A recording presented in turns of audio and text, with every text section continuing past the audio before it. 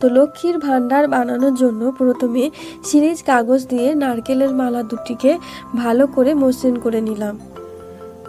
যেহেতু লক্ষ্মীর ভান্ডার লাল হয় সেই জন্য আমি মালা দুটিকে লাল রং করে নিলাম। প্রথম নারকেলের মালাটির মুখের দিকের কিছু অংশ বাদ দিয়েছি এবং যেটা দ্বিতীয় মালাটি নিয়েছি আমি সেটা মাঝ বরাবর কেটে নিয়েছি। তারপরে এটিকে লাল রং করা হয়েছে। এখানে সুতো দিয়ে বেঁধে নেওয়ার কারণ হলো আমি যে ডিজাইনটা বানাবো সেইটা যেন একদম সমান বরাবর থাকে, এঁকে বেঁকে যেন না যায়। ওই জন্য আমি একটা সুতো বেঁধে 2 থেকে 3টি সেলো টেপ এইভাবে আটকে দিলাম। তো এখানে আমি আমার মতন ডিজাইন দেওয়ার চেষ্টা করেছি, তোমরা এর থেকে অনেক ভালো ডিজাইন দিতে পারবে। তো তোমরা নিজের মতন ভালো ডিজাইন করে নিও। তো বন্ধুরা, যদি চ্যানেলটি ভালো লেগে থাকে তো লাইক করে দিও এবং যারা নতুন তারা সাবস্ক্রাইব করে নিও এবং পাশে থাকা বেল আইকনটি প্রেস করে দিও।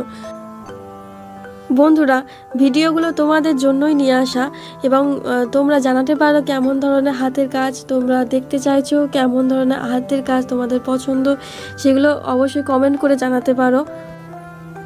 তো আমার চ্যানেলে কেউ লাইকও করে না আর কেউ কমেন্টও করে না, তো তোমরা যদি একটু সাপোর্ট করো তো খুবই উপকৃত হই। তো আমার দুটো মালার রং কমপ্লিট হয়ে গেছে, নকশাও কমপ্লিট হয়ে গেছে। আমি এখানে ফেভিকল আঠা ব্যবহার করেছি, তোমরা ফেভিকুইক আঠাও ইউজ করতে পারো মালা দুটিকে জোড়ার সময়, এক্ষেত্রে এটি আরও মজবুত হবে। এখানে আমি 13x13 মাপের আর্ট পেপার কেটে নিয়েছি। তারপর এটাকে মন্দির করে এইভাবে কেটে নিলাম এবং আটা দিয়ে তারপর এই মালার মাথার উপরে এইভাবে বসিয়ে দিলাম। এই যে কাগজটাকে আমি রোল করেছি সেটা A4 সাইজের পেজ নিয়েছি।